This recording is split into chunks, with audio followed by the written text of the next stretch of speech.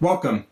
In a previous video, I went over a technique to transfer a mural to a wall. I'll put a link in the description to that video, and this video is kind of a follow-up to it. And if you haven't seen that video, this one won't make a lot of sense.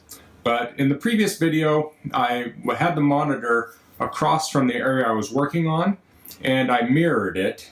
And what I ended up doing is I found that if I put dots to copy the image and then connected the dots, that worked fairly well. In this video, I'm going to try a different technique. I have the monitor to the side, so it'd be kind of like, I've seen this before on like green screens where for weather people will have the monitors on the sides and view them. So I'm going to try this technique. I haven't flipped the image, and right now I do have it blown up on the monitor, so it's a little bigger. And as I work through this video, I'll have to move around on the image, but we'll see how this one works.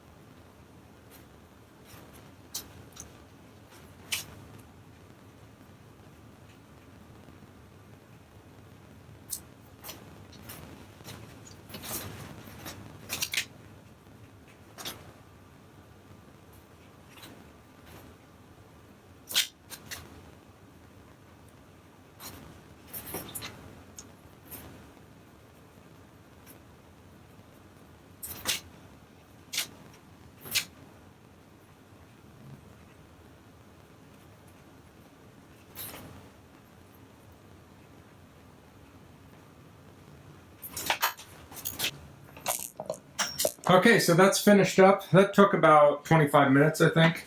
Here, I'll have sped up the video so you won't see the whole thing. So you can see here, you can kind of see my dots here. So the good thing here is that I'm using a permanent marker. It's easy to see on the camera. If you're doing this on a wall, you probably want to use maybe pencil. But I don't know if that'd show up in the camera. You could also maybe use chalk. That might work. I don't know. So let's look here. If I can get out of the frame somehow. So you can see here what I was tracing.